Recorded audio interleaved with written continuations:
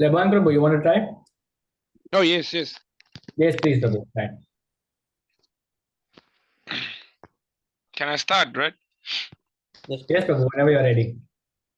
Om Jnana-timirandasya Jnananjala Shalakaya Chakshuru Unmilitam Yena Tasmai Shri Guruve Namaha Shri Chaitanya Manobishtam Stapitam Yena Bhutale Swayam Rupam Kadamayam Dadanti Sva Padantikam Vandeham Shri Guru Shri Yuta Parakamalam Shri Guru Vaishnavam Scha Shri Rupam Sagachatam Sahagana Raguna Vitam Tam Sajivam Sadvaitam Savadutam Parijanam Saitam Krishna Chaitanya Devam Shri Radha Krishna Padan Sahagana Lalitam Shri Vitam Kampitam Scha Hey Krishna Karuna Sindhu Dinabandhu Jagatpate Gopesha Gopika Kanta Radha Kanta Namastute Tap Tap Kanchana Gorange Radhe Vrinda Vanishare Vrisabhanu Sutudevi Pranamari Hare Priye Vancha Kalpa Trapayascha Kripa Sindhu Bhayevacha Paditanam Pavanebhyo Vaishnavebhyo Namo Namaha Nama Om Vishnu Padaya Krishna Prasthaya Bhutale Shrimate Bhakti Vedanta Swamini Iti Namine Namaste Saraswati Devi Gauravani Pracharine Nirvishesha Shunyavadi Praschata Deshatarine Jaya Shri Krishna Chaitanya Prabhu Nityananda Shri Advaita Gadadara Shri Vasari Gaura Bhakta Vrinda Hare Krishna Krishna Krishna Hare Hare Hare Rama, Rama Rama, Hare Hare. Haribo, thank you so much, Prabhu. Hare Krishna, Prabhu. That was really good, Levan Prabhu. Very good. Yes, Prabhu, your pronunciation has gotten very nice, the Sanskrit verses. So nice. He watches so many lectures. So every time the beginning, Yeah.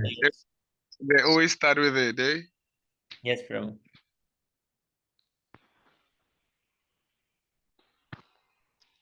Oh, this is really beautiful. There's darkness behind. This is the material. This is the material universe. It's so dark. And then there's a light. And Lord Brahma. Luvesh Prabhu, you gotta teach me something about computer, man. Just something, G. Sure, Prabhu. Prabhu, teach him to edit videos like shorts. Yes, Prabhu. Oh, yeah. Maybe we can edit Prabhupada's videos because I saw some short videos there.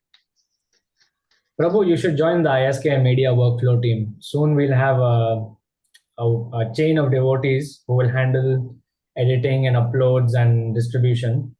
Soon it will begin, like with proper titles and proper captions and descriptions, even on YouTube. It's about to happen very soon, a few weeks. So you can stay if you want. You can do that also. But for the time being, of course, you stick with the Spotify Seva. If Spotify Seva is possible for you, then we can arrange for you to switch to the ISK Media Workflow Seva also. Oh, yeah. I call it the English examination. It's no longer Spotify Saver. I know, Prabhu, but you'll get used to it. It's not, just follow the document. Document has everything. Yeah.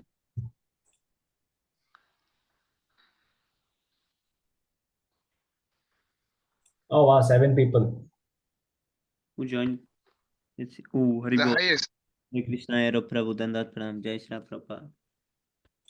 Hare Bol. Hare Prabhu ki jai. Hare Bol, Hare Krishna, Jai Srila Prabhupada, Dandavat Pranam, Prabhu. Pranam, Prabhu, Hare Krishna. Missed your voice, eh? But I saw you in the Japa session this morning. Yes, Prabhu. Yeah, that was really nice. And he was in there for 3 hours, I'm sure, eh? Yes, Prabhu. Before I even woke up. Yeah, I think me too, because I found him there. Yes, Prabhu. Later. Yeah. I chant so slow. It takes so much time. It takes 3 hours to finish. Oh. It will get faster really quickly, but that's good. Every time you finish it, then it's one successful day. Oh yeah, because I saw when I don't recite the prayer, the Chaitanya, what do you call it? The Panchatattva prayer. It's like I go slower. The one Jaya Shri Krishna Chaitanya. You see that prayer? Yes, Prabhu. Yeah, it needs to be Each and chanted. every round, if each and every round I chant, I always put it first because I saw it makes my tongue. I don't know. It becomes so. It runs itself. Yes, Prabhu. I did like that also for years, but then now I have this year I changed it that I just do all in one go.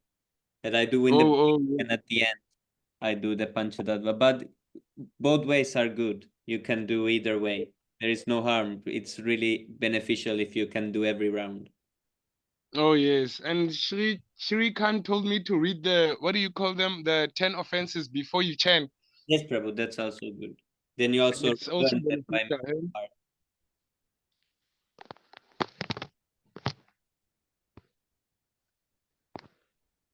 So I think in Brahma Samhita there is two different kinds of, or three different kinds of tunes. So we can always hear the example from here. Oh.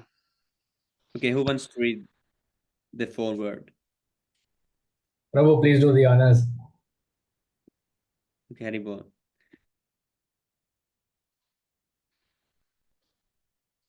Thank you everyone for joining for this first Brahma Samhita reading session. It's always nice to see like at the first session many people, and I hope everyone will stay until the end. Because usually it always drops down when we go further. But this is not so huge book. It's only 150 pages, and we learn these verses at the same time, or how to pronounce, or so it's nice. Thank you so much, Prabhu. Prabhu, can I ask you, is it just this one or it does have volume 2, Brahma Samhita? How? Is it like, what do you call it, Srimad Bhagavatam? No, Prabhu, it's just one small chapter, chapter 5. Yes, Prabhu. Oh, okay. Because I've never seen it before, actually.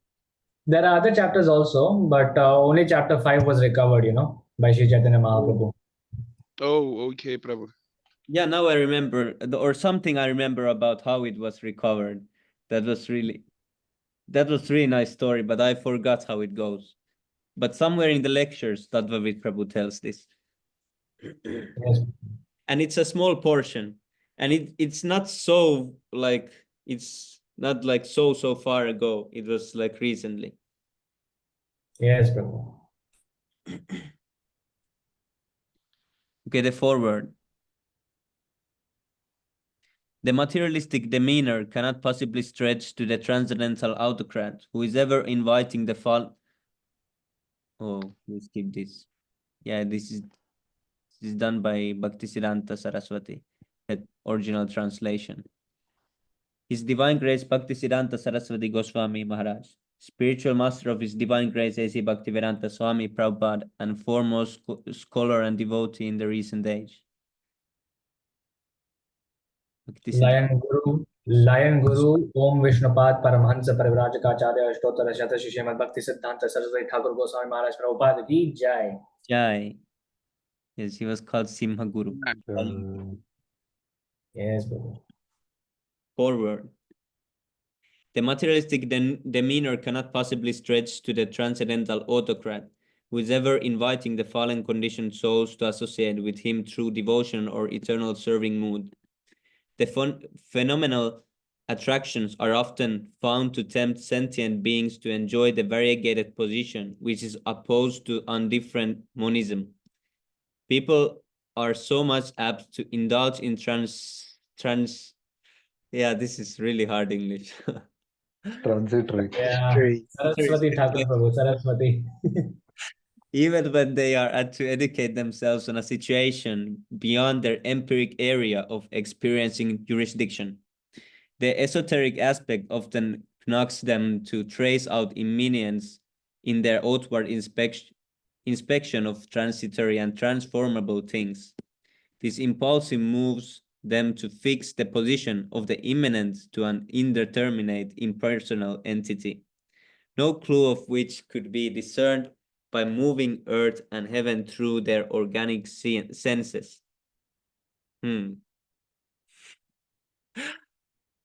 Revolve. The lines of this booklet will surely help such puzzled souls in their march towards the personality of the immanent lying beyond their sensuous gaze of inspection. The first stanza of this publication will revolutionize their reserved ideas when the nomenclature of the Absolute is put before them as Krishna. The speculative mind would show a tendency of offering some other attributive name to designate the unknown object. They will prefer to brand him by their experience as the creator of this universe, the entity beyond phenomena, far off the reference of any object of nature and void of all transformation. So they will urge the very fountainhead should have no conceivable designation except to show a direction of the invisible and inaudible, untouchable, non-fragrant, and unperceivable object. But they will not desist from contemplating on the object with their poor fund of experience. The interested inquirer will be found to hanker after the records left by erudite servants to incompatible hallucinative views of savage demonstration. In comparing the different names offered by different thoughts of a mankind, a particular judge would decide in favor of some nomenclature. What this means?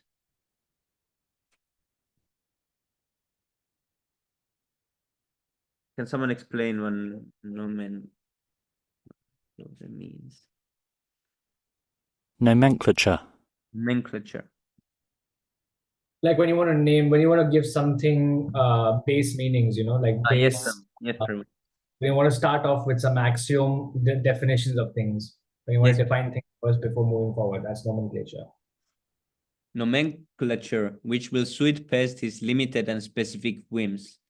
The slave mentality of an individual will no doubt offer invective assertions to the rest who will be appealing to him for a revelation of his decisions.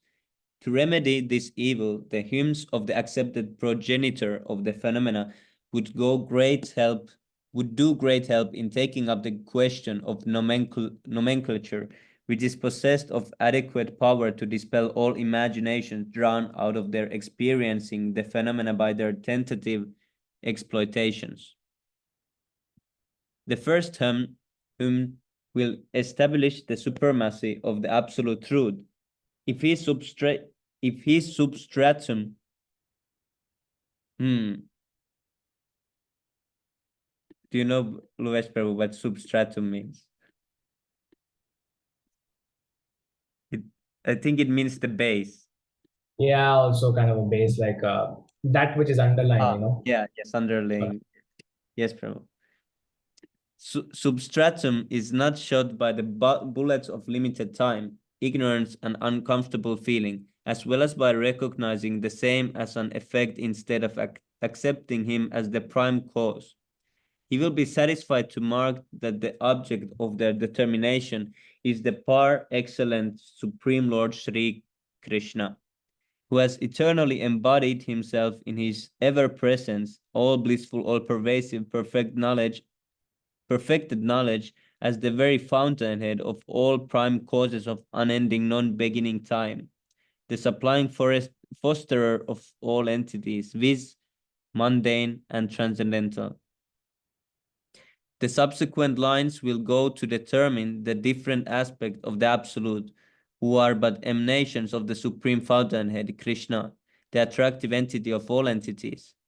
Moreover, the derivative proclamation of the nomenclature will indicate that plane of uninterrupted, unending transcendental felicity, and the nomenclature himself is the source of the two components which go by the names of efficient and material causes. The very transcendental name Krishna is known as the embodiment of all the transcendental eternal rasas, as well as the origin of all eclipsed conceptions of interrupted rasas found in the mentality of animated beings, which are successfully depicted by literatures and rhetoricians. Rhetoricians. What is this? Rhetoricians. Let's see. I want to hear what they. Basically, a rhetorician is just someone who is expert in Rhetorician. Yes. Yeah, he's just an expert basically in one field of logic. Yes, Prabhu. When I read this, I understand I don't know anything about English. Yeah, me neither, Prabhu. Me neither. A lot of words also were new to me when I first read it, but I guess it takes time to get used to the language because this is Bhakti Siddhanta Saraswati Thakur. Now I Saraswati. understand why Prabhupada said these books were for me, and because who will understand this actually? Yes, Who will Prabhu. read this and be like, now I real, because Prabhupada gives it in English that child can understand. But if you tell this to a child, what will he understand? Yes, Prabhu. For all mundane speculation, the verses of Brahma Samhita are all full elucidation of the origination of phenomenal and pneumenic conceptions. The hymns of the incarnated prime potency has dealt fully with the monotheistic speculations of different schools, which are busy to give an outer cover of an esoteric concussion without a reference to the true eternal aspect of transcendental, non-transformable, and imperishable manifestations of the immanent. Immanent actually means existing or operating within. Yes, Prabhu. The hymns have also dealt with different partial aspects of the personality of the Absolute, who is quite isolated from the conception of the enjoyers of this phenomenal world. A very close attention and a comparative study of all prevailing thoughts and conceptions will relieve and enlighten all. Be he a materialist, a downright atheist, an agnostic, a skeptic, a naturalist, a pantheist, or a panentheist, busy with their knowledge of 3 dimensions only by their speculative exertions. This booklet is only the 5th chapter of the hymns of Brahma, which were recorded in 100 chapters.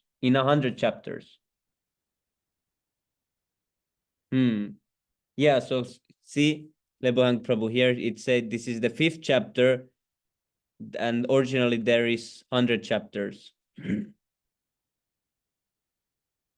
The Lord Sri Chaitanya picked up this chapter from the temple of Adi Keshava at Tiruvattara, a village lying under the government of Travancore. Is this how you pronounce Travancore? Yeah, I've never heard of that before. Yes, Also. Prabhu. So Travancore, I think. Mahaprabhu picked it up from the temple of Adi Keshava. For the assurance of all God-loving and especially Krishna-loving people in this conditioned jurisdiction, this booklet can easily be compared with another book which passes by the name of Srimad Bhagavatam. Though it has got a reference in the pantheon of Puranas, the Bhagavatam corroborates the same idea of this Pancharatra. Okay, so Brahma Samhita is actually a Pancharatra basically. Yes, Prabhu. The devotee should consider that these two books tend to the identical Krishna, who is the fountainhead of all transcendental and mundane entities, and has a manifestive exhibition of the plenary variegatedness. Aspersions of culmination are restricted in the limited world. How can this be explained? Aspersions of culmination. Like when you attack the reputation of someone or something. That's aspersion. Oh.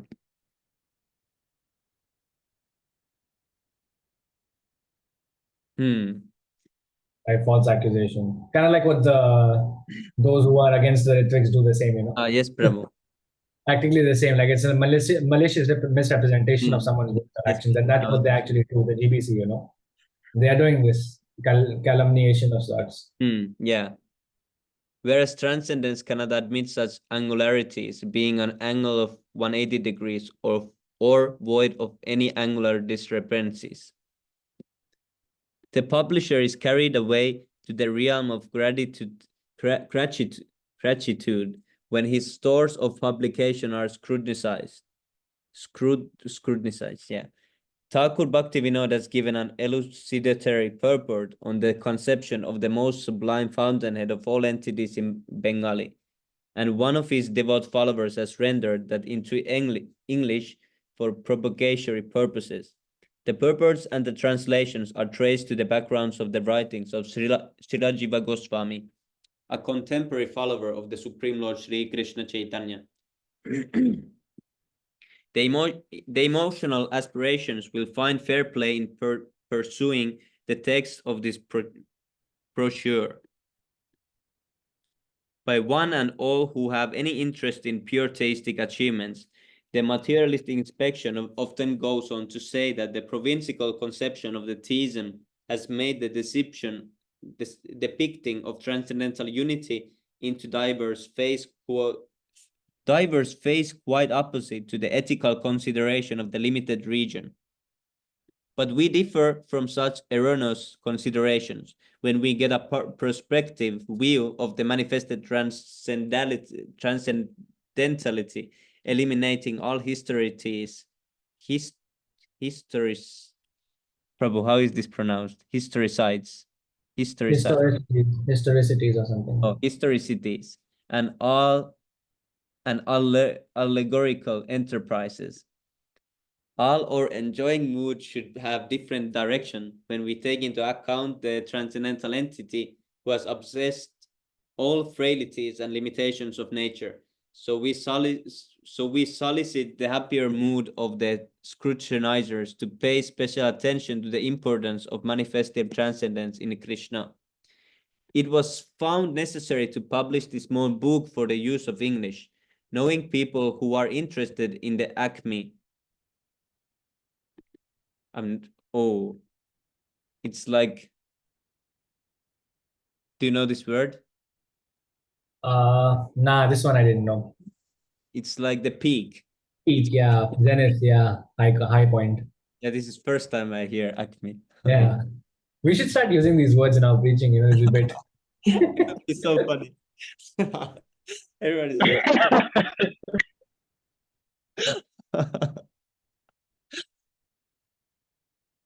Imagine in the debate you use this. Prahlad probably would be so confused, like, what is he talking? That's true. Yes, bro.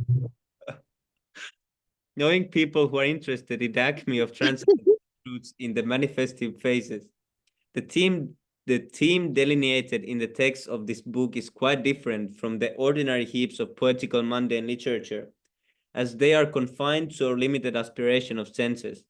The book was found in the South some 4 centuries ago, and it is again brought into light in the very same country after a long time, just like the worshipping of the goddess Ganga by the offering of her own water. Haribol. Haribol. Such a beautiful forward, such a beautiful forward. Yes. I mean, could not have been put in better words. It just could not have. It was so beautiful. I think that's why Prabhu has in some video gone through this and he has done some explanations. Really? I think, because I've heard this. Yeah, I've heard him start with this because he, like this, something I remember, but I don't remember where this could be. At least he has done the recitation of the Brahma Samhita, but I don't remember if he did any translation or. Oh, yeah, I remember that too. So this was Siddhanta Saraswati Sri Gaudiya Math, 1st of August 1932, Calcutta, India. Yeah. And by the way, this is the only copy of the Brahma Samhita online that has the original Devanagari text along with the Roman transliteration. We are first to read this publicly. Haribol. Yes, Prabhu. Jai. Haribol. Haribol. Yes, Prabhu. So if someone says that, oh, I'm reading Bhaktisiddhanta's books and I'm gaining, I'm good, I will say, oh, you don't understand anything about that. You know, it doesn't even, it's not enough that you are English, you know, some professional. You have to be Prabhupada to understand this, actually. Yeah, that's true, Prabhu. That's actually true. It's very deep. Yeah, it's hard to explain even to someone. How would you explain it? Like, if you had to make purport to someone, like. That's true, Prabhu. But I think if we at least understand the meanings of all the complicated English Yes. words, we should be able to get a hint of what's being talked about in the Brahma Yes. Samhita, you know? Yeah, that's possible.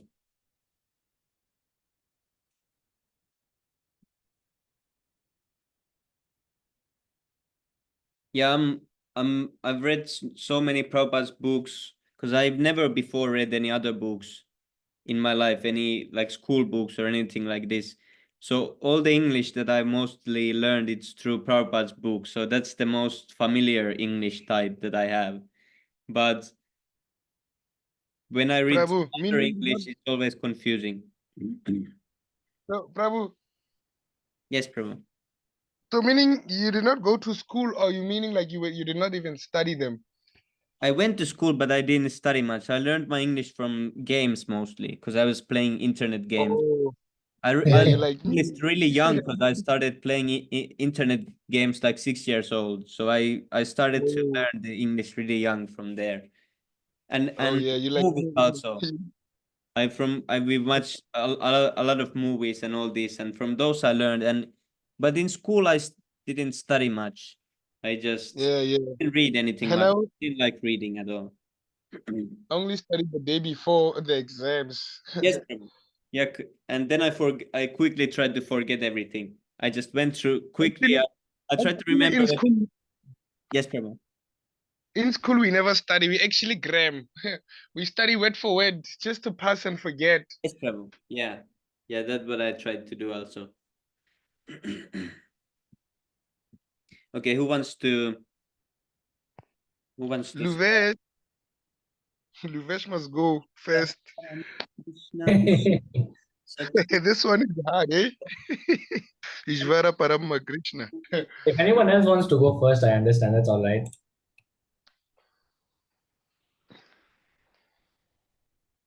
You can do the honors. All right. Maybe I'll read after you. Yeah, this one. I've watched this video. Yeah, but Tatvin Prabhu doesn't chant all the verses of the Brahma Samhita because there are so many, you know. He only chants the ones beginning with Ishvara. Govindamadi Purusham. Govindamadi Purusham, yeah. Yes, Prabhu. We can hear if someone needs to hear some like from Shri Brahma Samhita. Ishvara Parama Krishna Satchidananda Vigraha Anadiradir Govinda Sarvakarana Karanam Chin. Haribol. Who wants to start? All right, I guess I'll begin. Thank you. Insistent. All right. Ishvarah Paramah Krishna Satchidananda Vigraha Anadiradir Govinda Sarvakarana Karanam.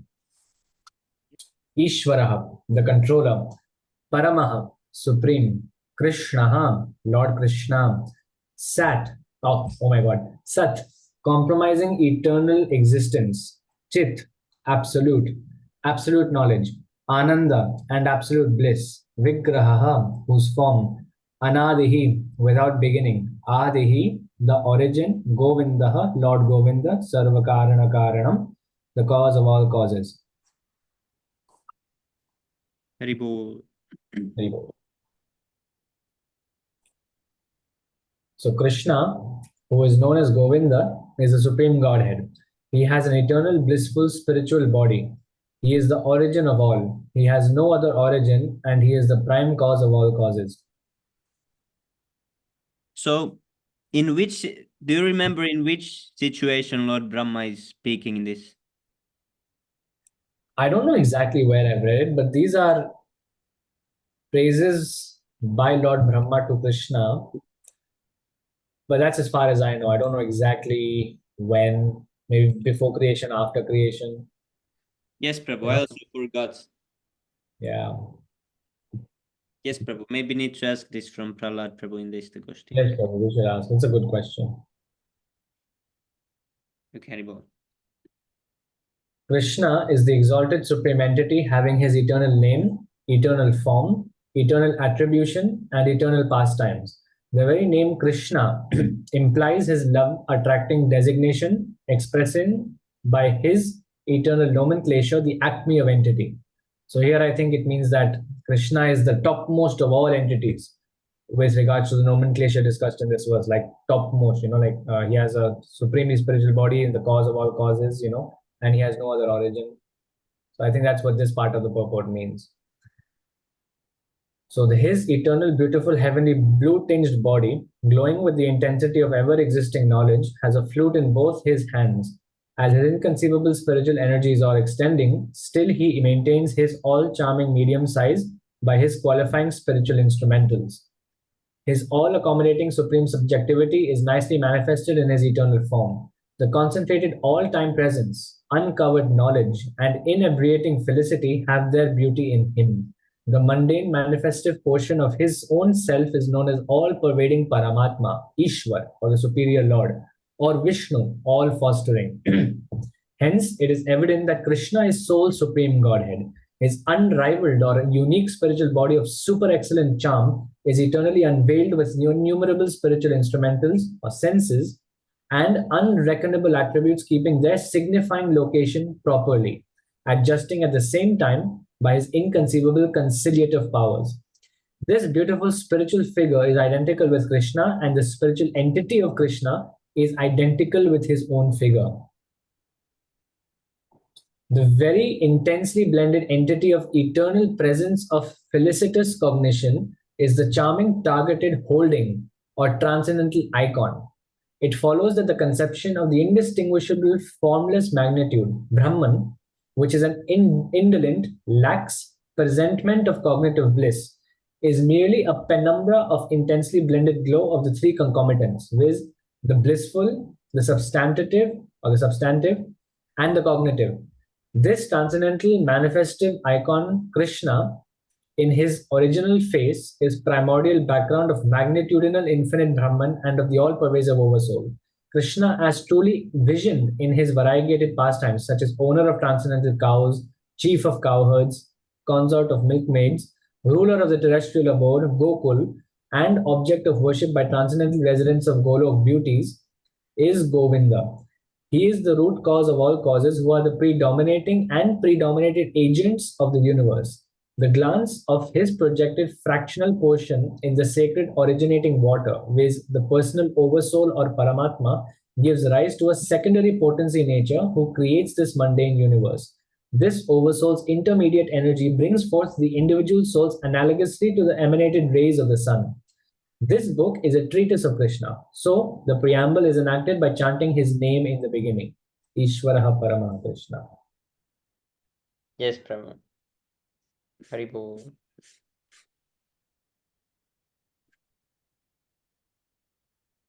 Who wants to read next?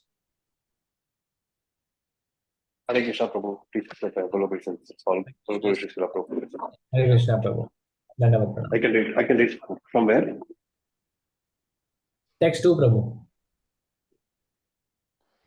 Yes, Prabhu. Oh, we're reading per scripture, right? Yes, Prabhu. But Okay. yes, Prabhu. Yeah, let's read first. Text 2. Sahasrapatra Kamalam, Gokulakyam Mahatpadam, Tat Karnikaram, Tat Dama, Tat Anantamsa Sambhavam.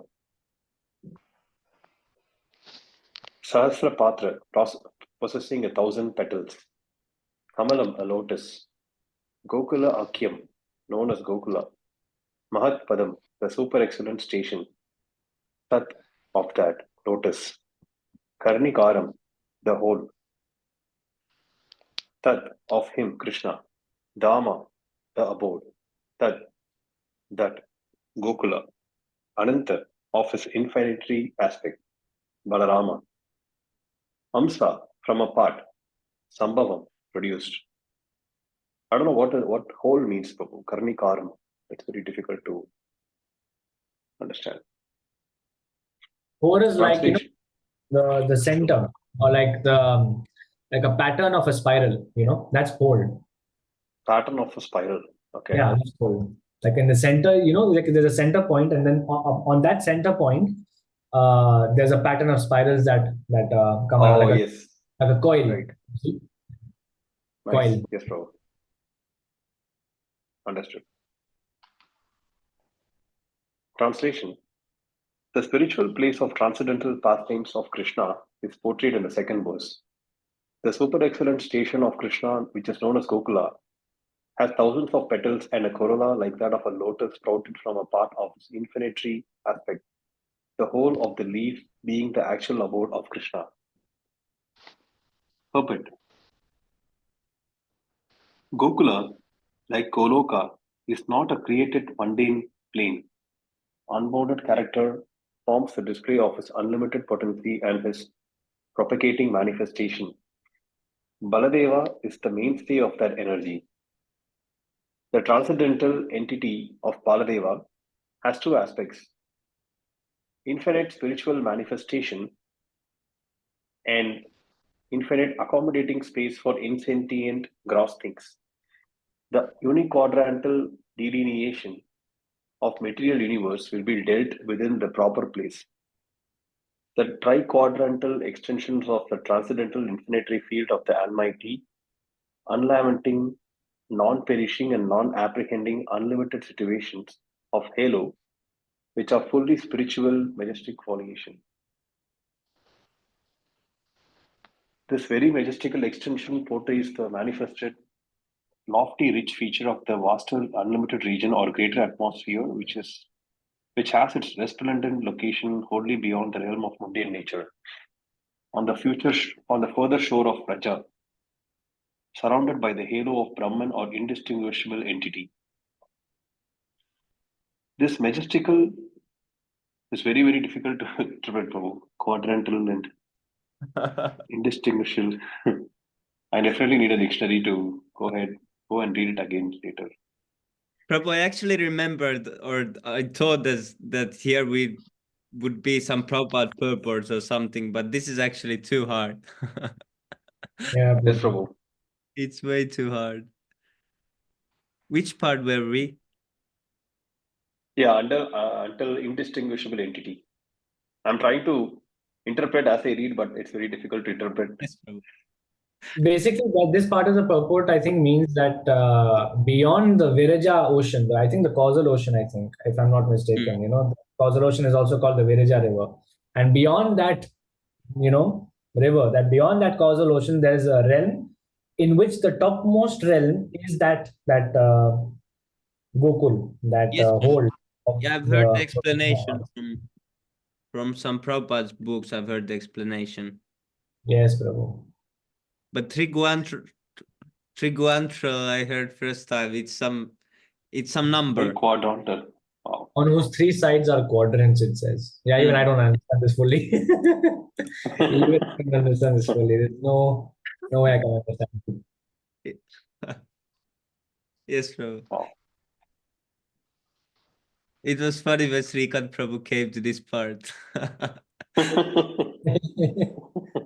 and it looked twice, like, what is this? Yes, Prabhu. Yeah, let's read this time and. Yes, Prabhu. This majestical power of unlimited spirit emanates on the upper portion of the luminous sphere into the most charming Gokula or eternally existing Goloka, exceedingly beautified by the assorted display of effulgence. Some designate this region as the abode of the Supreme Narayana or the original fountainhead. Hence, Gokula, which is identical with Goloka, is the supreme plane. The same sphere shines as Goloka and Gokula, respectively, by its upper or transcendental and lower or mundane situation. Sri Sanatana Goswami has told us as follows in his Brihad Bhagavatamrita, which embodies the final essence of all the books of instructions. He displays his pastimes here in this land as he is used to in Goloka.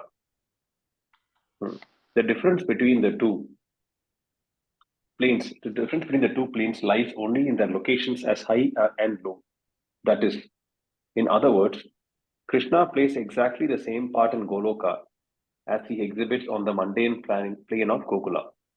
There is practically no difference between Gokula and Goloka, save that this what exists in the shape of Goloka in the upper region is the same as Gokula on the mundane plane when Krishna showed his various activity there. Sri Jiva Goswami has also inculcated the same in the Bhagavad Sandarbha of his 6 treatises.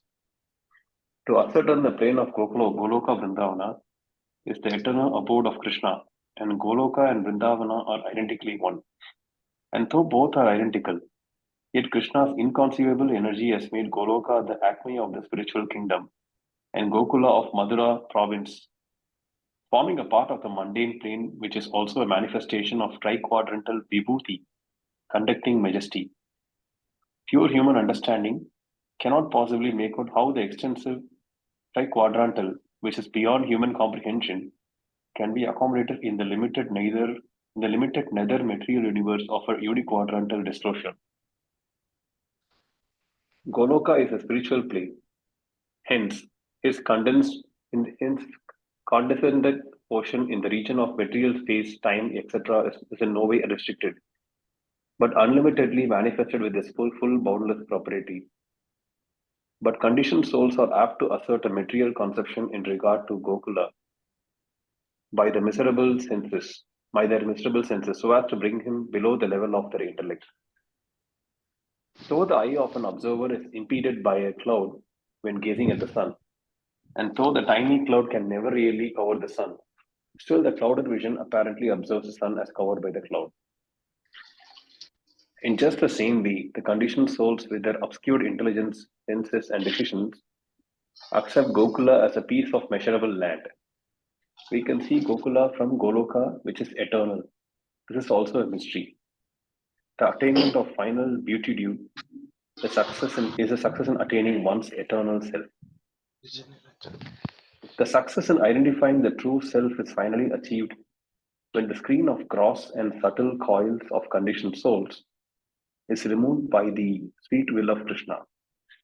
However, the idea of Goloka is seen to differ from Gokula till the success in unalloyed devotion is achieved. The transcendental plane of infinite spiritual manifestation having thousands of petals and corolla like those of the lotus is Gokula, the eternal abode of Krishna. Haribol. Haribol.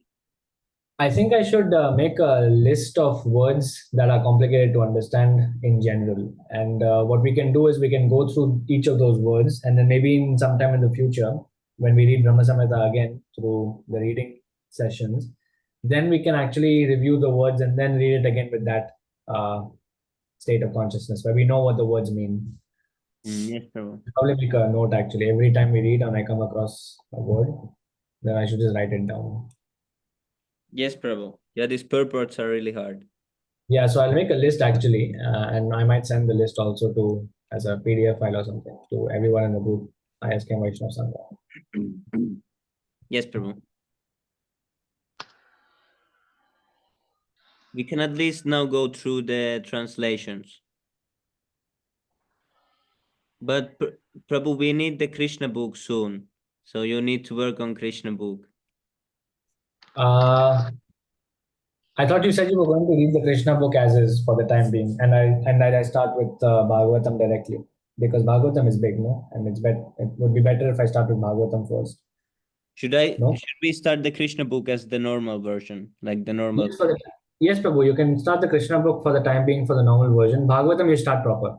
I'll make because Bhagavatam has like a full set. So as you are reading Bhagavatam, for example, Canto 1 you're reading, while you are reading Canto 1, I can work on Canto 2, and that way I can fail. But I think we will only go to Canto 2, maybe 3, but I think we won't go further in the reading session. We will just then go again do the Bhagavad Gita and do the smaller books. Okay, then yeah. So this time you can do Krishna book as is, and yeah, Bhagavatam I'll continue. And then in the beginning, if you say you're going to start with Bhagavad Gita again, then you have the HD version, and that you can deal with for the time. Yeah. Okay, who wants to read the verse number 3? No. Okay, I can try. Yes, Pavi, please do. What is this tune? It's normal tune, like Bhagavad Gita tune. Karnikaram Mahadyantram. Satganoram. Yes, Prabhu, you can read. Alibo. Okay. Karnikaranam madad yanitaram satkoranam vajara kilakam sad anaga sat stanam praktiya purusena cha. Yo Prabhu. Premananda Mahananda Rasena Vastitam He Yat Jyoti Rupena Manuna Kama Bijena Sangatam. Alibo. Yeah. Karnikaram, the world,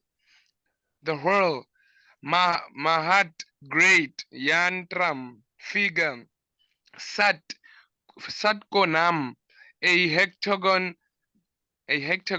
Vajara, like a diamond, Kilakam, the central support, Anaga Satpadi. Is that right? I'm sure it's wrong. Shatanga Shatpadi. Yeah, Shatanga Shatpadi. Satanga Satapadi. Of the 18 syllable mantra with sixfold divisions. Stahanam, the place of manifestation. Praktya, along with the predominated aspect of the absolute. Purusena, along with the predominating aspect of the absolute. Cha, also. Prema Ananda, of the bliss of love of God. Is it the same as Nitya Gaura Premanande, something like that? Yes, Prabhu, same meaning. Okay. Maha Ananda of the great transcendental jubilations. Rasena with the rasa, mellow. Avastitam, situated. He, certainly, yat, which. Jyotihi, rupena. Transcendental. Manuna, with the mantra Kama Bijena, with the Kama Bijena, Klim Sangatam, joined.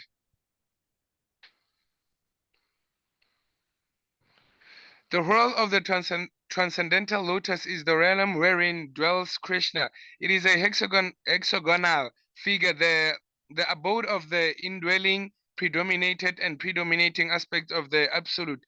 Like a diamond, the central supporting figure of self, luminous. Krishna stands as the transcendental source of all potencies.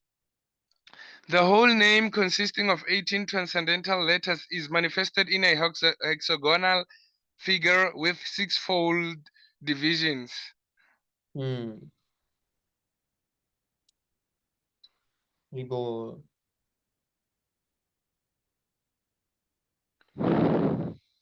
This is interesting that the holy name consisting of 18 transcendental letters is manifested in. Yeah, this is insane. Like the insane descriptions of God. Okay, no, can't conceive of what this even means. Yes, Prabhu.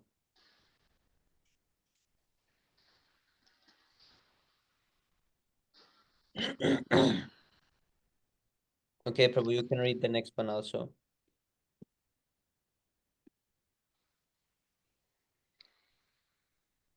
Yo, Prabhu, Tatkinjala, what? Tatkinjala, Tatkinjalakam, Tad Anasanam. Tad Amshanam. Tat amshanam. Anshan. Shriyam api. Shriyam api. Is this Sanskrit or Chinese? Oh, it's Sanskrit. That of the lotus. Kinjalakam. Kinjalakam. The petals. That is the petals of the lotus feet, right? The lotus flower. The petals. That amasanam of his Krishna's fragmental portions, that of that lotus pratani, the leaves Shriyam of the gopis headed by Srimad Radharani Api also. Translation: the whole of that eternal realm, Gokula, is the hexagonal adobe of Krishna.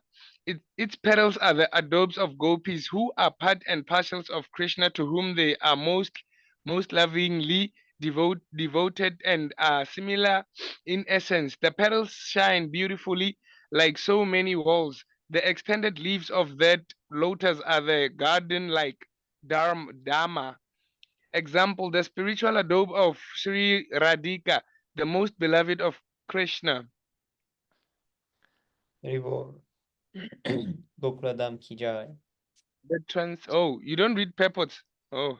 So you can read this because it's short one.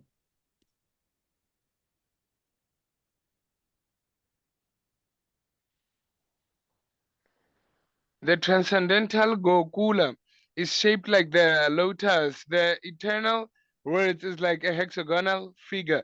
In that, the entities Sri Radha Krishna appearing in the form of a mantra consisting of 18 transcendental letters are centered there.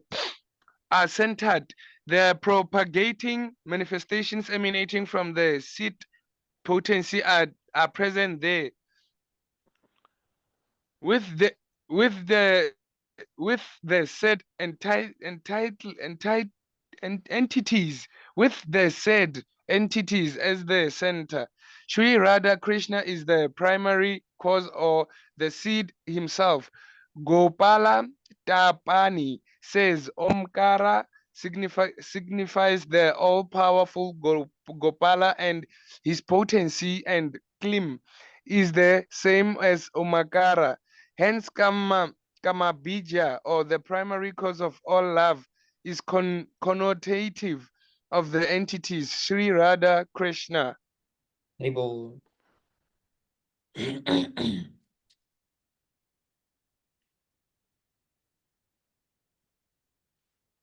Hi, Prabhu, read the Sanskrit. This one is going to kill me.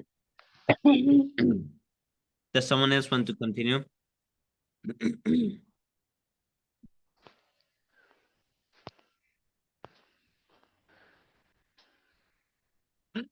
It's so long.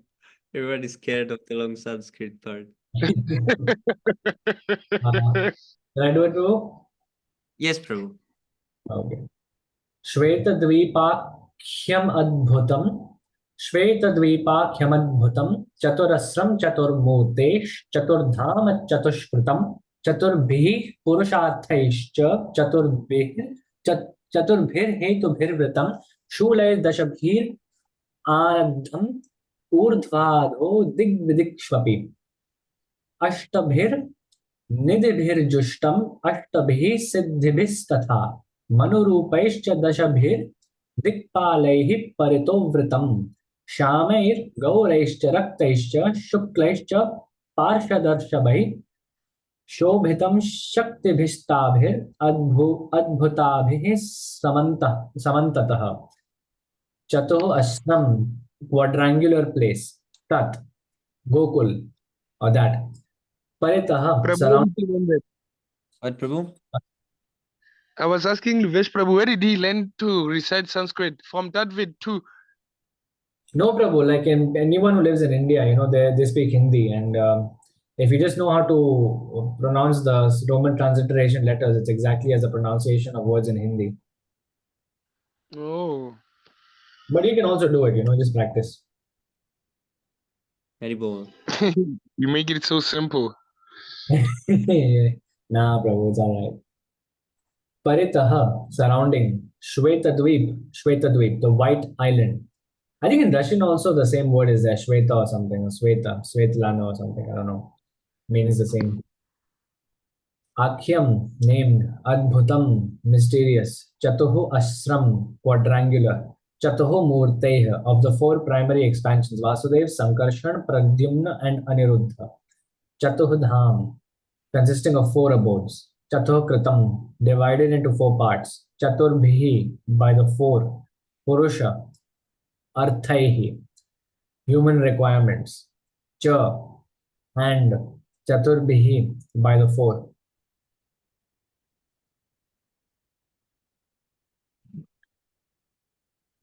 So Hetubihi, causes or bases of achievement. Vritam, enveloped. Shulaihi, with tridents. Dashabihi, 10. Anadham, fixed. Urdhva Adha, upwards and downwards. The zenith and nadir. Dik, in the directions north, south, east, and west. Vidiktu, and in the intermediate directions northeast, southeast, southwest, and northwest. Api, also. Ashtabhihi, with the eight. Nidhibihi, jewels. Jushtam, endowed. Ashtabhihi, with the eight. Siddhibihi, mystic perfections. Anima, Lagima, Prapti, Prakamya, Mahima, Ishitva, Vashitva, and Kamavas, Kamavas, Kamavasayata. Kamavasayata. Tatha, also. Manurupaihi, in the form of mantras. Cha, and Dashabihi, by 10. Dikpalaihi, protectors of the directions. Paritaha, all around. Ritam, surrounded. Shamaihi, blue. Gauraihi, yellow. Cha, and Raktaihi, red. Cha, and Shuklaihi, white. Cha, also. Parshada Rishabhaihi, with the topmost associates. Shobhitam, shining. Shaktibihi, with potencies. Tabihi, those. Adbhutabihi, extraordinary. Samantataha, on all sides. The surrounding external plane of Gokul is described in this verse. There is a mysterious quadrangular place named Shvetadweep surrounding the outskirts of Gokul. Shvetadweep is divided into four parts on all sides. The abode of Vasudev, Sankarshan, Pradyumna, and Anirudh are separately located in each of these four parts. These four divided abodes are enveloped by the fourfold human requirements such as piety, wealth, passion, and liberation, as also by the four Vedas, viz. Rig, Sama, Yajur, and Atharva, which deal with the mantra and which are the bases of achievements of the fourfold mundane requirements. 10 tridents are fixed in the 10 directions, including the zenith and nadir. The eight directions are decorated with the eight jewels of Mahapadma, Padma, Shankha, Makar, Kachap, Mukund, Kund, and Neel. There are 10 protectors, Dikpalas, of the 10 directions in the form of mantra. The associates of the hues of blue, yellow, red, and white, and the extraordinary potencies bearing the name Vimal, etc., shine on all sides. Haribol. Thank you so much, bro. Thank you, Prabhu. Are you Indian or something? Yo, you read the Sanskrit so perfectly. Yes, Prabhu, I was born in India. Oh. Cheat codes, eh? Yes, Prabhu. Here is next one. Okay, Haribol. Evam Jyotirmayo Deva Sat Ananda Paratpara Atma Ramasya Tasyasti Prakrityana Samagama. Synonym, word to word.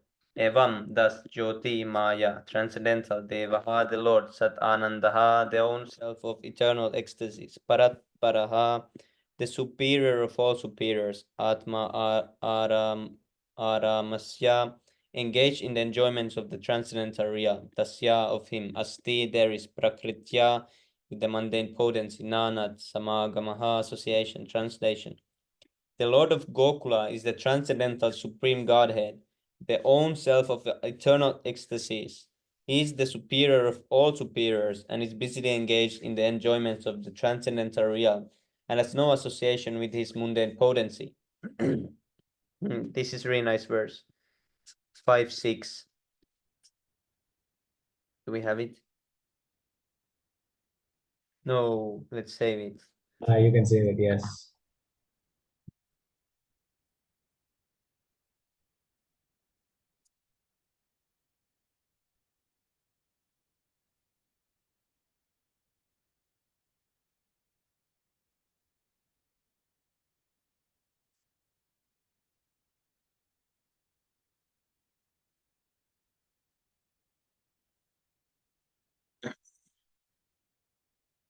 Maya Rama Manasya.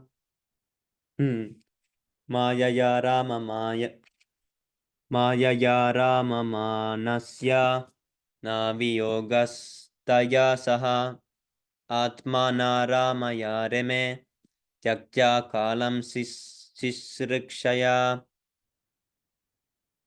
Mayaya with illusory energy. Paramamanasya of him who never consorts.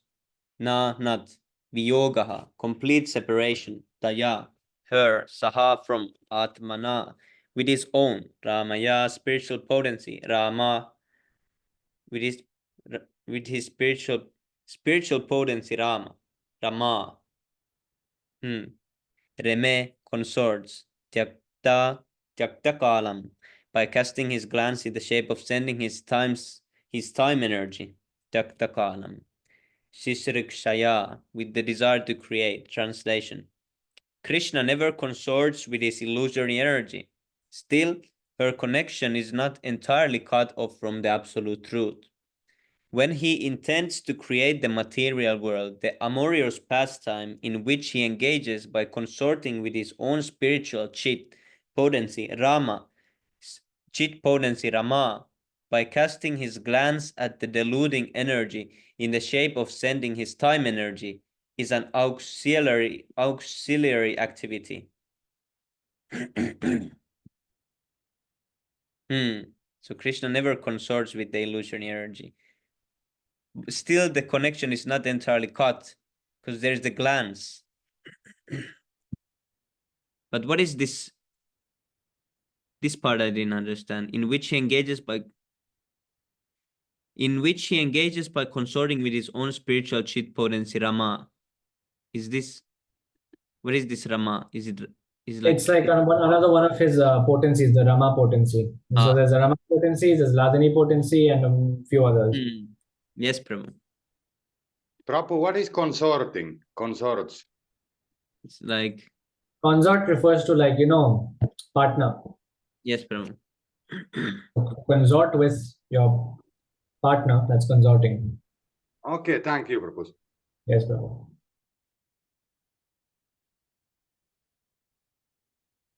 Niyati sa Rama Devi tat priya tat vasam tada tallingam bhagavan shambur jyoti rupa sanatana ya yoni sa parashakti kamo bijam mahaddaraye.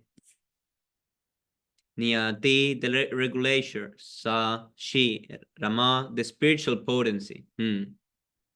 Devi, the goddess, tat of him, Priya, beloved, tat of him, Vasham, under the control, Tada, then, at the time of creation, tat of him, Lingam, the masculine symbol or manifested emblem, Bhagavan, the possessing opulences, Shambhu, Jyoti Rupa, halo, halo, Saratara, eternal, which Yonihi, the symbol of mundane feminine productivity, saw that Apara, non-absolute, Shaktihi, potency, Kamaha, the desire, Bijam, the seed, Mahat, the facility of perverted cognition, Arehe, of the Supreme Lord.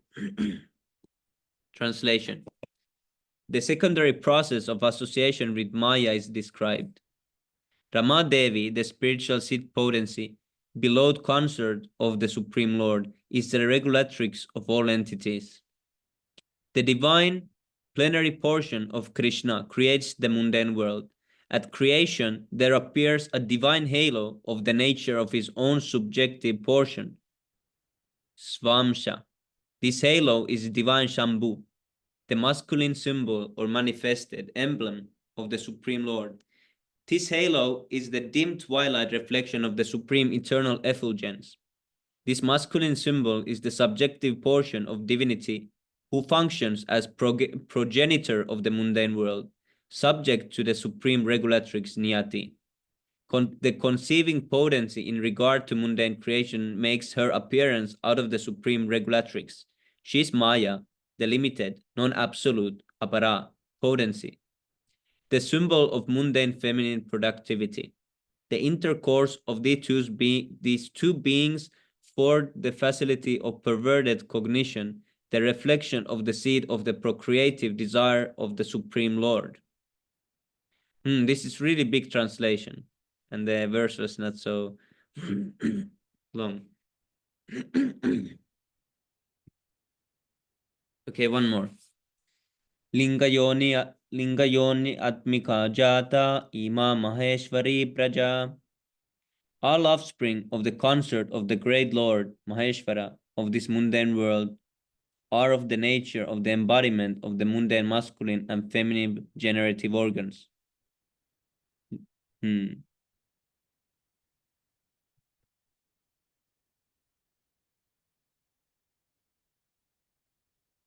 Okay, Prabhu, do you want to read one? Yeah, I can read one. Thank you, Prabhu. Okay, so this Sanskrit first. Yes, Prabhu. Okay, I don't know the tune, so I'll just read it Yes, Prabhu. However I Shaktiman Purusa so yam linga rupi maheshwara tasmin avirapul linge mahavishnu jagatpati. Shakti. Oh, okay. The person embodying the material causal Shaktiman, joined to his female consort, Purusha person, Saha he, Ayam, this, Linga Rupi, in the form of the male generating organ. Maha Ishvara, Sambhu, the Lord of this mundane world, Tasmin in that Avirabhut manifested, Linga in the manifested emblem, Mahavishnu, Jagatpati, the Lord of the world. Translation. The person embodying the material causal principle, vis. What is that vis? Abbreviation something. Vis. Vis means namely. Namely, the great Lord of this mundane world, Maheshwara Sambhu, in the form of the male generating organ, is joined to his female consort, the limited energy, Maya, as the efficient causal principle.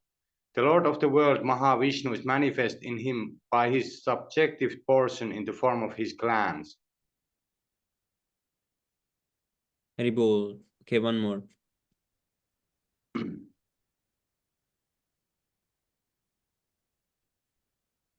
Do I continue? Yes, Prabhu. Sahasrashirsha Purusa, Sahasraksha, Sahasrapat, Sahasrabahur Vishvatma, Sahasramsa, Sahasrashu. There's a lot of sa. It's thousand. It means thousand. Okay. Right. Possessing thousands of heads. Purusha, Lord Mahavishnu, the first Purusha avatara. Sahasra Aksha, possessing thousands of eyes. Sahasra Pat, possessing thousands of legs. Sahasra Bahu, possessing thousands of arms. Visva Atma, the super soul of the universe. Sahasra Amsa, the source of thousands of avataras. Sahasra Su, the creator of thousands of individual souls. It sounds like the universal form. Because it is like kind of describing that. It's the same. This is the same. Similar verse is actually situated in the Purusha Sukta. Do you remember, Sami Prabhu? Yes, Prabhu. Sahasrashesha Purusha Sahasraksha Sahasrapat Sabhumin Vishwato Vritva. And I forgot the last line. Yes. Tato yaja gascha purushaha. So the last two lines are different in this one. First two are the same. Yeah. So instead of Sahasraksha Sahasrapat, it is Sahasra something else. The translation, Prabhu. The Lord of the mundane world, Mahavishnu, possesses thousands of heads, eyes, and hands. He is the source of thousands of avatars in his thousands of subjective portions. He is the creator of thousands of individual souls. Mahavishnu. Haribol. So there is this Mahatattva, and the super soul enters the Mahatattva, and then he takes the form of universal form by entering into the Mahatattva.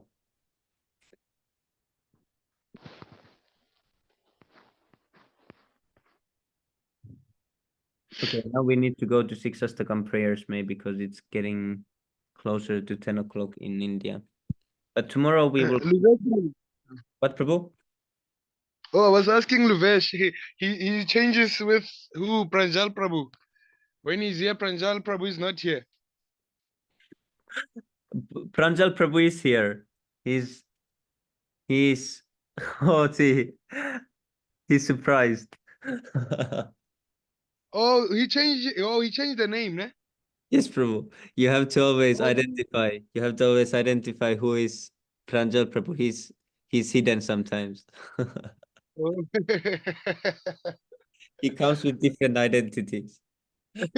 He was purifying the Stagoshti.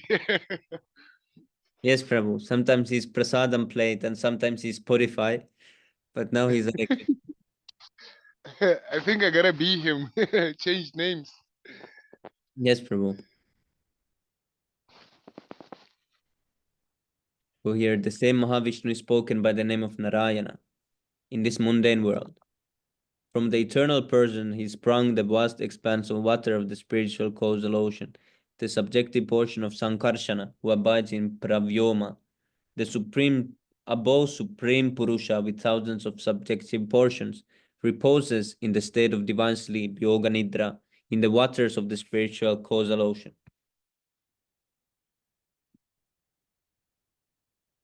So this is here saying Mahavishnu is the portion of Sankarshan. I think Prahlad Bhakta Prabhu also mentioned it. Yeah, he explained it.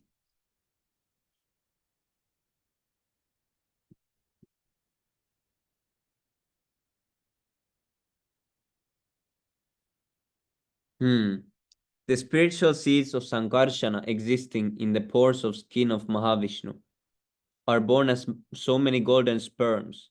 These sperms are covered with 5 great elements. Are these like the universes? Spiritual seeds. That's a good question.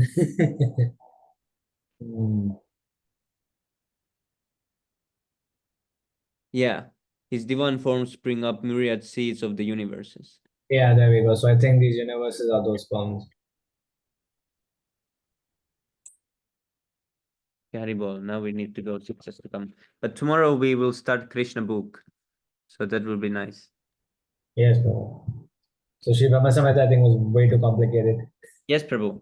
I think it's too hard. And especially for evenings, it might be too hard because people get tired and then because it just goes it's too hard to understand if Prabhupada has not explained it. We cannot understand it fully. Yeah, that's true, Prabhu. Usually if I see something like this, then I need to hear it from Tattvavid Prabhu or Sundar Gopal Prabhu or any even sometimes when I read these topics from Prabhupada's books, it's way too hard to understand. But when they explain the seniors, then it becomes more easier. Yeah, that's true. That's true.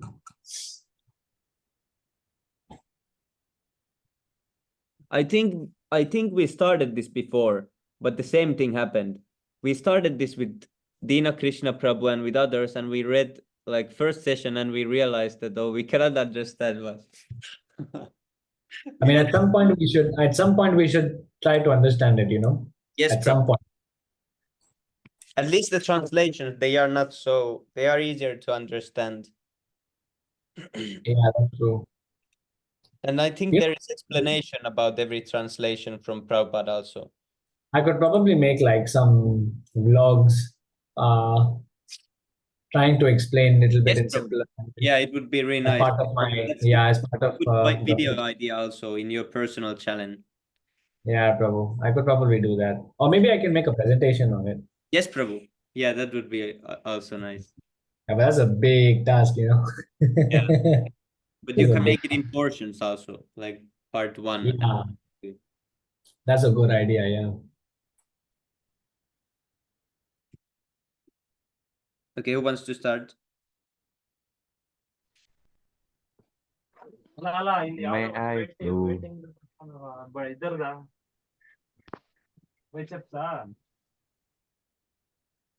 Yes, Prabhu. May औषधदर्पणामार्जनं भवमहादावाग्निर्मार्पणं श्रेयकैर्वचन्द्रिका वितरणं विद्यावधूजीवनम् आनन्दं विधिवर्धनं प्रतिपदं पूर्णामृतस्वादनं सर्वात्मानस्तपं परं विजयते श्रीकृष्णसङ्कीर्तनम्. Ribol, thank you, Prabhu.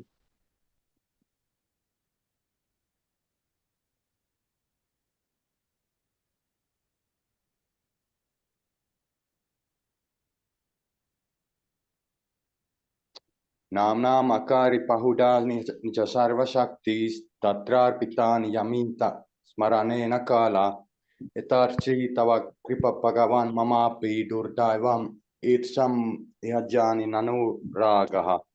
Ribol. Trin, Oh, yes, Prabhu, you can read. Trinad api sunichena taro api sahesnuna amanina manadena kritanya sadahari.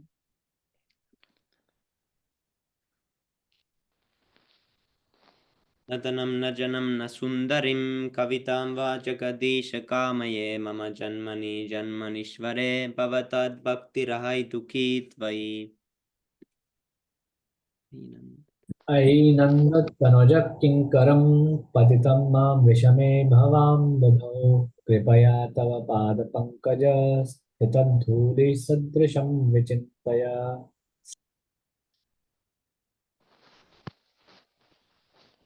नयनं गलदाशूदराय वदनं गद्गदहृदया गिरा पुलकैर्निचिन्तं वपु कदा तव नाम ग्रहणे भविष्यति.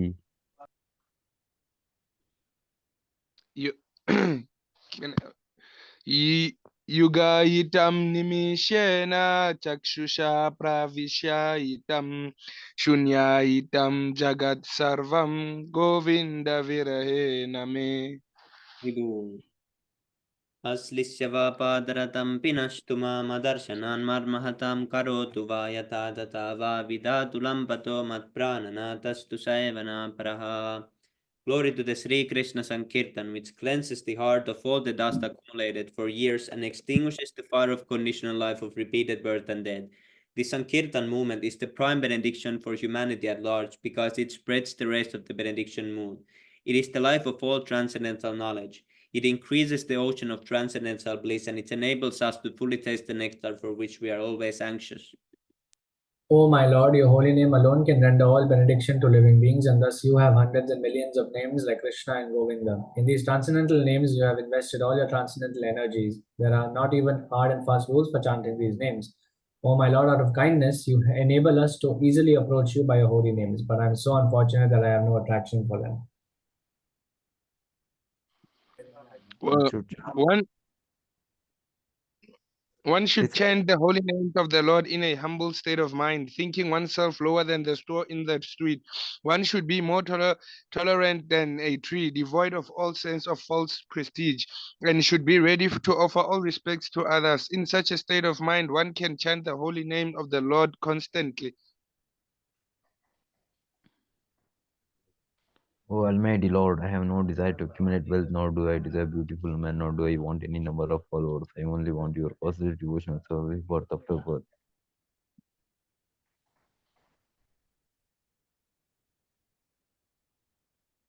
O son of Maharaj, Nanda Krishna, I am your eternal savior, yet somehow or other I have fallen into the ocean of birth and death.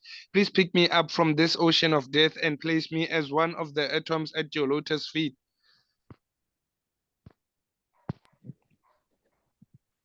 Oh my Lord, when will my eyes be decorated with tears of love flowing constantly when I chant your holy name?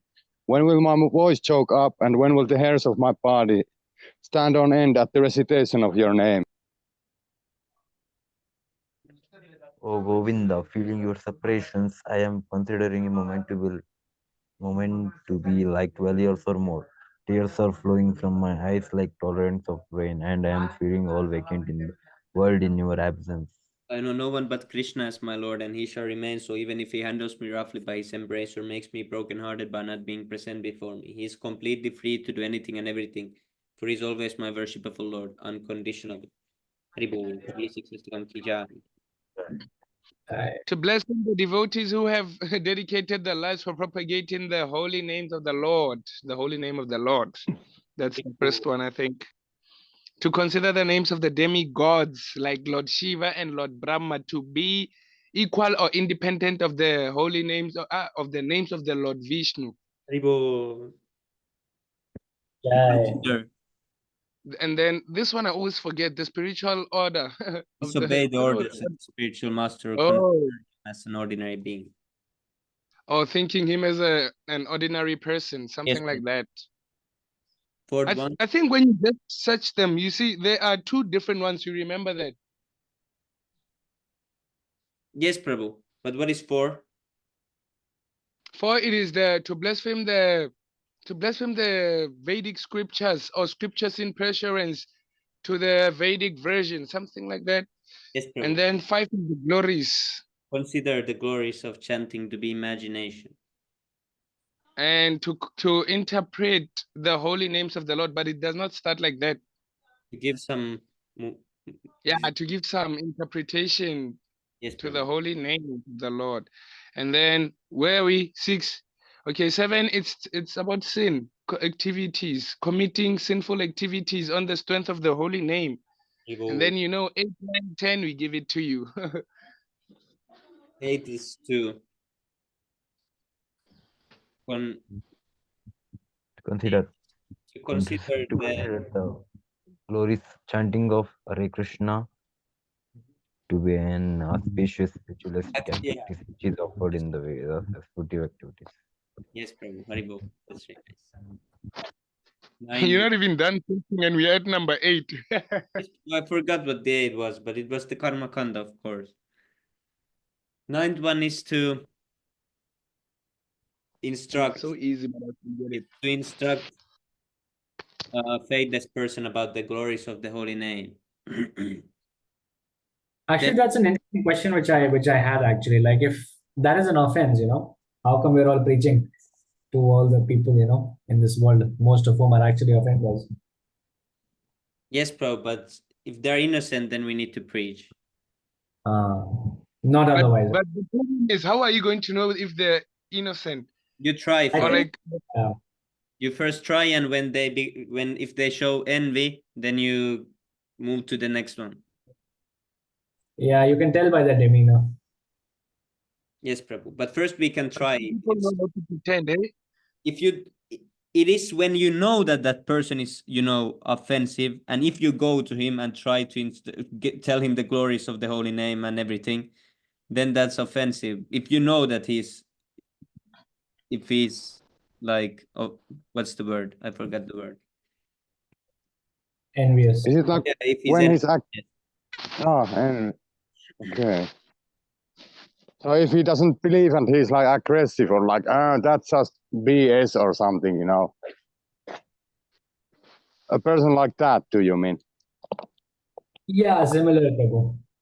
Yes, Prabhu. Yeah, okay. Yes, all right, thank you. And sorry for the language.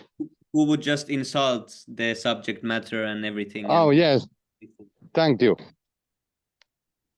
We should explain to the innocent and inquisitive ones, especially. If someone is inquisitive, then we should explain.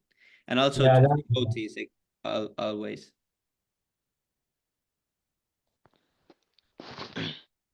Prabhu. Yes, Prabhu. When I was watching the interview of His Grace Sundar Gopal Prabhu, he was talking about there are others like other Ritvik system like besides ISKCON and ISMK, or is it ISKM? And I thought there were just 2, hey?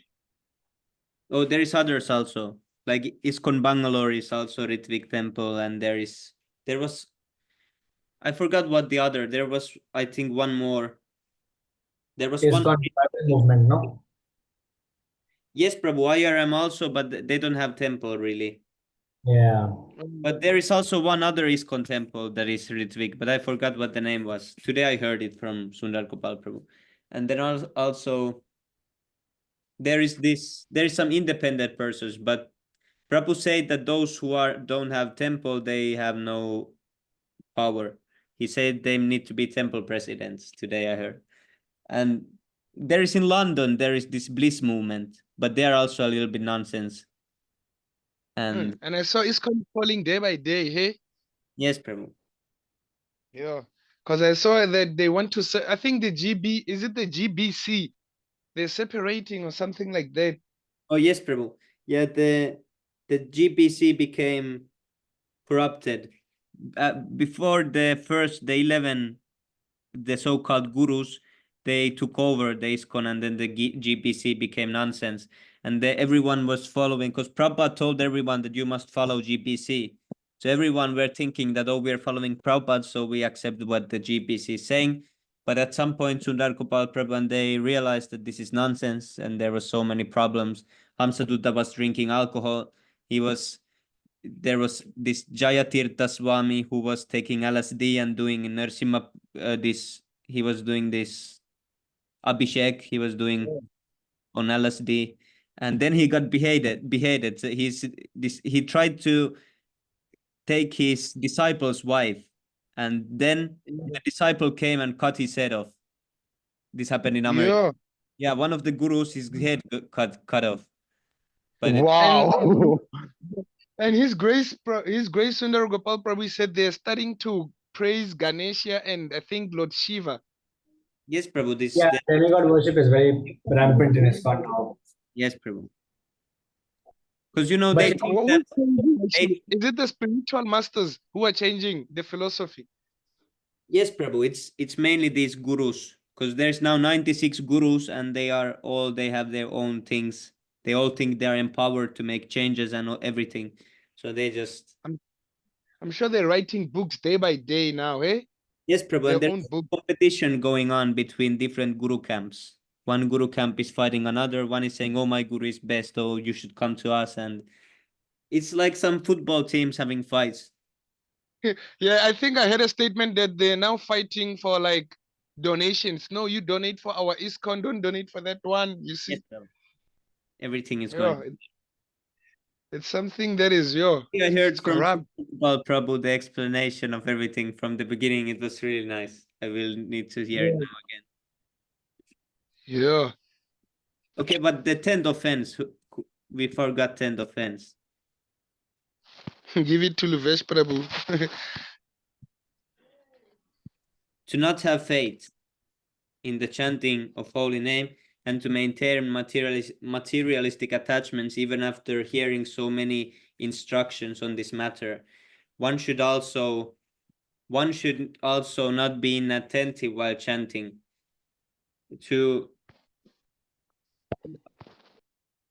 That was the 10th offense.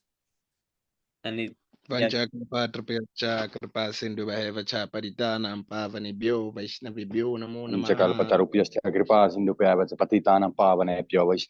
namo namaha. Haribol.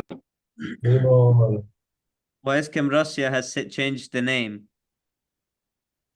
Now I noticed. Now it's YSCAM Russia. Oh, there's even Russia. Yes, Prabhu, this lecture is filmed. We need to hear a little part. Although we could not agree with that. Send me that link, ne, Prabhu? What, Prabhu? Can you please send me that link of this lecture? Yes. And there was no letters of Prabhupada. I did not see the July 9 letter. Thank you, Prabhu. I don't know about the will. Many things were hidden from us.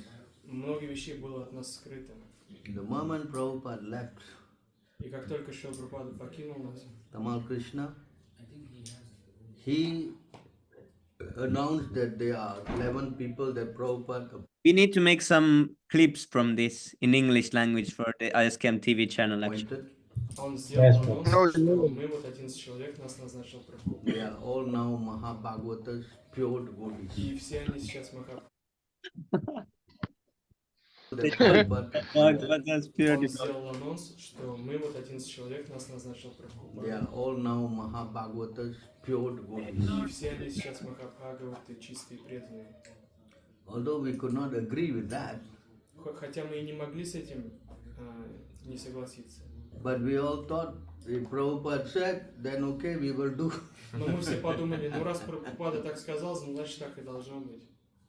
Because we were loyal to Prabhupada. We don't know what Prabhupada write, and we accepted their GBC. And if the GBC said, yeah, okay. Мы не знали, что там пишет Шрила Прабхупада, и к тому же мы принимали GBC, что бы оно нам ни говорило, мы So we were blindly following. поэтому мы слепо следовали. Then they took over the whole movement and they became gurus, and they divided into 11 zones. Затем они захватили все движение и поделили ну, как бы мир на 11 частей, то есть зональные ачарьи так стали появляться. And that was how it was in 1978. И вот так вот это было в 78 году. Скажите, вы не знали, что GBC это на тот момент это просто контролирующий орган, который должен стандарты проверять? Didn't you know at that moment that GBC is only functions to, you know, from IA 77 book, the only functions of GBC? No, we were all running with Prabhupada and the GBC. Нет, нам всеми то есть Шрила Прабхупада и GBC, то есть нами управляли. And Prabhupada wanted us to surrender to the GBC as loyalty. И Шрила Прабхупада хотел, чтобы мы были преданными GBC. Is it like a group too? Yeah, it's like governing body commission. Is it like that? Oh. It is what is I forgot the English words. It is the governing commission of ISKCON who decides of things. Prabhupada set this up, that the GPC would decide of things alongside with this. They would work together with these 11 Ritvik representatives. Oh. But they got the power, so they misused the power because everyone were blindly, following them because they wanted to follow Prabhupada. So then they used the power in nonsense, and at some point the proper devotees realized that this is nonsense going on. How the system. And we surrendered. But the GBC were nonsense. See, Sudhar Gopal Prabhu says, but we surrendered, but the GPC was nonsense. Yeah. Actually, the GBC was not the problem. It was the 11 gurus. See, then he says, but the GPC was not the problem. It was the 11 gurus. Yeah. The 11 gurus took over the whole movement. And whoever don't agree with them, they were kicked out of the movement. And also many of my godbrothers also left. It is said that during this process, 70% of the devotees left the movement. Yeah. Oh, that's big number, Prabhu. 70%, like practically the whole thing. Yes, Prabhu. So, now it's someone says 70% of people left the movement. Many left. Да, много очень ушло. Of course, I mean, I was running a temple in Singapore at that time. Конечно, на тот момент я управлял храмом. only the most fanatic fellows got left in ISKCON. And now if you go to preach to ISKCON to some old person, it's some of those fanatic fellows who stayed even after seeing the old. Wow. The celebrities My on YouTube. GBC was Hansaduta. I'm Guru. So Sundar Gopal Prabhu's GPC representative was Hamsaduta Swami. And 1978, 1979, he already fallen already. In 1979, already fallen. 2 years. Yeah, 70% is a lot. Yes, Prabhu. He was doing all nonsense. Listen now. Алкоголь? 1979. В 79-м. Алкоголь он... He took alcohol. Yes. He was drinking this cough syrup, which was 50% alcohol. See? Yo, 50% alcohol. Yes, he was taking cough syrup. He was taking cough syrup. Medicine. 50% Wow. alcohol. That's like the celebrities when they drink lean. Yes, Prabhu. Yes, Prabhu. And he was doing this in his room in the temple. Он пил какой-то кофейный сироп, где на 60% I saw, алкоголя. personally I saw. Я лично прям видел это. And Он это делал публично? He was doing this in public, like drinking. In his room. В своей комнате. In Singapore, I saw in his room. Я видел его в Сингапуре, как он в комнате. He was taking drugs also? In the They were not Philippines, he offensive. was taking this jumping. He was Yeah, taking see, he drugs says in the In the Philippines he was also Philippines, he taking was that drug. taking this jumping jelly beans. It's a kind of a drug in И на Philippines. Филиппинах он какие-то наркотики принимал. 1979, him and Jai Tirtha both fell down. В 79-м он и Джай Тиртха упали. And they said Sadhu never falls down, eh? Sadhu never falls. Yes, Prabhu. But ISKCON says they can fall. It's okay. But the Shastra says no. Yes, Prabhu. Yeah, this next story is also crazy. Я это хотел This делать, part. просто держал себя в руках при Прабхупаде или просто без контроля. What do you think? Why did it happen? Maybe when Srila Prabhupada was physically around, he was not drinking alcohol, but immediately after Srila Prabhupada's disappearance, he was like finally free. And I mean, it is very clear in the CC, it is explained, the moment you disobey the Guru, then material desires will again come in your heart.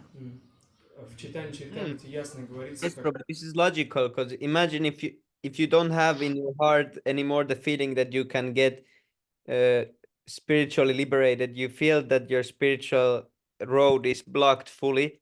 Of course, automatically, where would you go? It would be your road would turn into material road automatically because it's blocked. Of course, you will turn to another way, and every other way is material. только вы слушаетесь Гуру, в вашем сердце снова возвращаются материальные желания. The moment he disobeyed the Guru, then he became Mayavad, or he becomes materially, again fallen down. Как только он ослушал своего гуру, он сразу стал Майявади.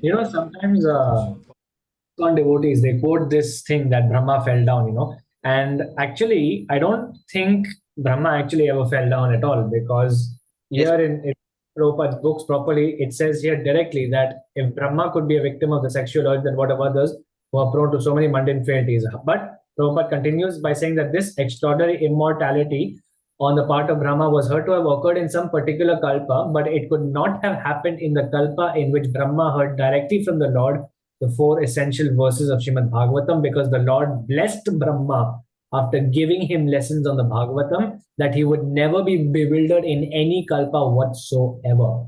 Yes, Prabhu. When he fell down probably, not actually, but only before he heard Bhagavatam, no? The Chatushloki Bhagavatam. Otherwise, even he also cannot fall down. So they don't even know what they're speaking when they say Brahma falls down. Yes, Prabhu. It's not when it is acted by Lord Krishna directly, it's not a fall down. Oh yeah. So meaning like the demigods below Brahma, the ones who pray to Brahma, they are the ones who fall down.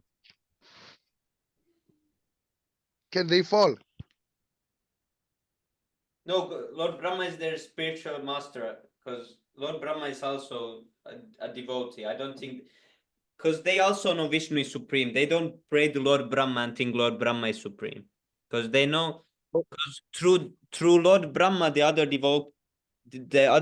demigods can connect to Lord Vishnu, because Lord Brahma goes to the Sveta Dvip and then he consults with Lord Vishnu. So through Brahma, they can connect to Vishnu. but they don't worship Brahma as Vishnu.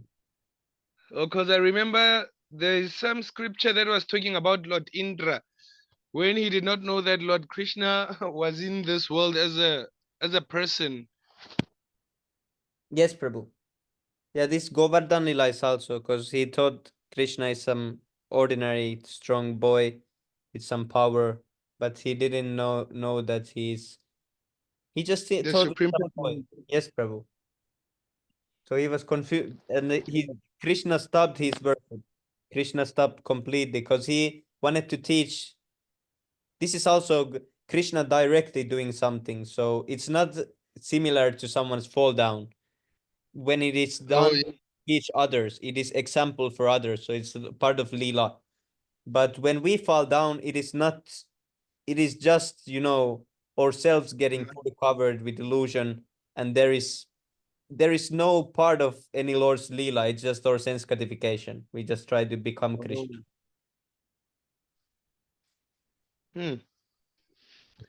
Sorry, bro, for interrupting. I have to leave now. Oh, It was yes, very Prabhu. nice, Thank you bro. so Thank much you for so your kind much. association, Vivek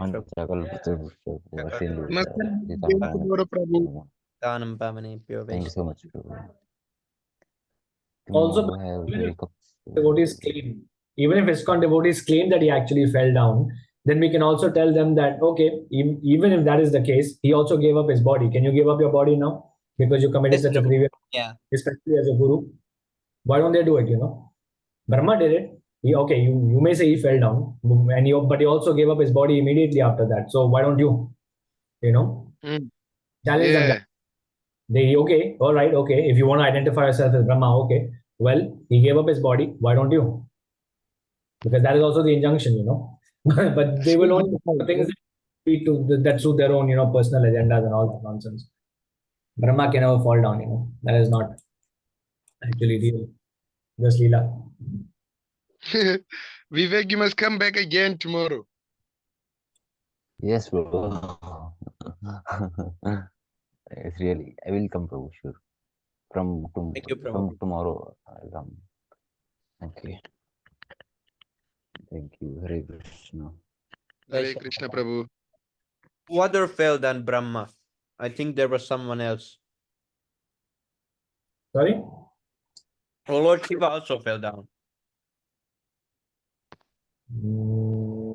There's no way Lord Shiva falls down, Prabhu. Yeah, I heard that too. I've heard this. Lord Shiva got attracted by Mohini Murti. So how is this? But that's not fall down, Prabhu. He was attracted to the form of the Lord. How can being attracted to the form of the Lord make him fall down? I don't think that was a fall. I don't think that even qualifies as a fall down. I mean, if you're attracted to the beautiful form of Krishna, any of his forms, how can that be a fall down? But That's my question.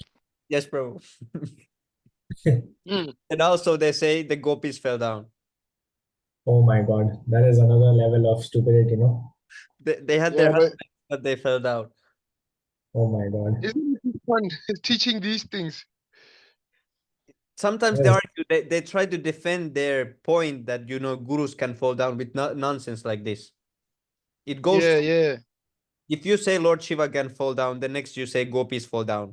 It goes like that. It's nonsense. They're gonna say Lord Krishna has fallen now. And when they say this, they compare themselves to Lord Brahma and these others. They say, "Oh, I'm at I'm at Lord Brahma stage. I fall down." That is just, like, yeah. I'm just, my question is that I'm always concerned. Why do they teach us about Lord Shiva, but then they tell you, yeah, you don't read these books, but then they're always teaching it. I think I saw it from that Vid Prabhu's lecture, that live. Like how? Or like they always teach us like how Rudra, like the Rudra's expansions and how he was making children. Like it's like a little bit of his pastimes. But this is in Bhagavatam, all these things. But Yeah, Lord it is. Yeah, I think. devotee also. Sorry? Lord Shiva is great devotee, so there's many teachings of Lord Shiva in the Bhagavatam. Yeah. Okay, but then like you see now, we have read the Brahma Samhita, ne? We can use the, what do you call it, the Sanskrit where he's praying to Lord Krishna. But then isn't there where Lord Shiva is praying to Lord Krishna as well? Yes, Prabhu. It's in Bhagavatam 4th canto. There is the prayers of Lord Shiva to Vishnu. Oh, to Vishnu. But then Vishnu is Lord Krishna, must not? Yes, Prabhu. It's non-different. Okay.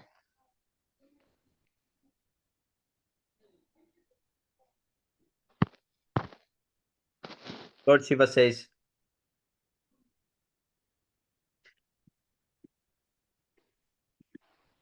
Lord Shiva says, the Supreme Person of Godhead is worshipped by the great demigods who are controllers of universal affairs. When he is satisfied, nothing is impossible to achieve. For this reason, all the demigods, presiding deities of different planets, as well as the inhabitants of their planets, they create pleasure in offering all kinds of paraphernalia for his worship. Lord Shiva continued, any person who is surrendered to the Supreme Personality of Godhead, Krishna, the controller of everything, material nature as well as the living entity, is actually very dear to me. Oh. No, it's my first time seeing that one. That is the purport. The karmis consider Lord Vishnu to be one of the demigods like Lord Shiva and Lord Brahma because they consider Lord Vishnu to be on the same level with the demigods. They contend that surrendering to the demigods is as good as surrendering unto Vasudeva. This contention is denied herein because if it were true, Lord Shiva would have said that surrender unto him, Lord Vasudeva, Vishnu, or Brahma is the same. However, Lord Shiva does not say this because he himself surrenders unto Vasudeva, and whoever else surrenders unto Vasudeva is very, very dear to him. This is expressed herein openly. The conclusion is that devotee of Lord Shiva is not dear to Lord Shiva, but the devotee of Lord Krishna is very dear to Lord Shiva. See this? Now they will say this is interpolated, as if they studied archaeological evidence as if it is, Yes, Prabhu. But this is for the devotees. They can understand from this that Lord Shiva is because they can see, the devotees of Krishna can see that the Lord Shiva's devotees are not actually very dear to Lord Shiva. Yeah, that's true. Yeah. Prabhu, I can see your sections. You have money. What do they say about money? What does Lord Krishna say about money? Remove everything. No, money given in charity to a suitable person is guaranteed bank balance in the next life. Such charity is recommended to be given to a Brahmana. If the money is given in a charity to a non-Brahmana, the money is returned in the next life in the same proportion. If it is given in charity to a half-educated Brahmana, even then the money is returned double. If the money is given in charity to a learned and fully qualified Brahmana, the money is returned 100 and 1,000 times. And if the money is the last one, and if the money is given to a Veda Paraga, one who has actually realized the path of the Vedas, it is returned by unlimited multiplications. So if one wants to do investing, there's investors and all this. Yes. See how perfect investing this is. Yeah, for the next life too. Yes, Prabhu. Yeah, there is many actually about wealth. The last lecture of Sundar Gopal Prabhu was this, about this wealth. Oh, because today I think I was watching, it was about eating pure food. And I'm not sure, but I think he was in India. Because the people there, it's like they eat fish, something like that. And he told them that fish is the lowest species. After coming out of hell, after being punished, you transform into becoming a fish first. And he says there are 900,000 species. Yes, Prabhu. And then after being a fish, you're gonna become a tree. And there are like 2 million trees, different trees. Then you become, I think, is it lizards and these? What? Yeah, and Insects. snake, and then, yeah, snake, and then he forgot, and then he talked about he spoke about what is this, mosquitoes. So yeah, bring a doom here, like the spray. Yes, Prabhu. These few verses are nice. I read this.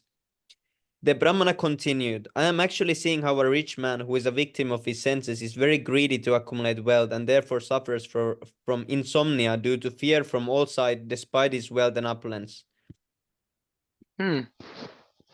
Those who are What is considering insomnia? materially powerful and rich are always full of anxieties because of governmental laws, thieves and rogues, enemies, family members, animals, birds, persons seeking charity, the inevitable time factor, and even their own selves. Anxious of their own selves. Thus, they are invariably afraid. It continues. Those in human society who are intelligent should give up the original cause of lamentation, illusion, fear, anger, attachment, poverty, and unnecessary labor. The original cause of all these is the desire for unnecessary prestige and money.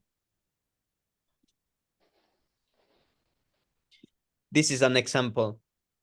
The bee and the python are two excellent spiritual masters who give us exemplary instructions regarding on how to be satisfied by collecting only a little and how to stay in one place and not move.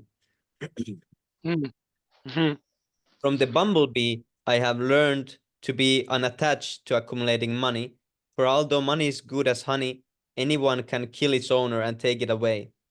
Because you know what the honey bees do, they go on working so hard. Sometimes bees work so hard that they die while working. Most bees die while working. They fly from Working for flower and then they die at the one flower. So imagine they work so hard and they bring all the little bees, bring more honey, and they fill the whole hive with honey. And then someone comes and steals finished. He takes all the honey, and some human comes, takes all the honey, and everything finished. So similarly, and the bee is unattached, and similarly, this is we can learn like this, because from bumblebee, it collects so much honey, and anyone can take it. just like that. Yes, Prabhu. So we should be like the bee in this situation.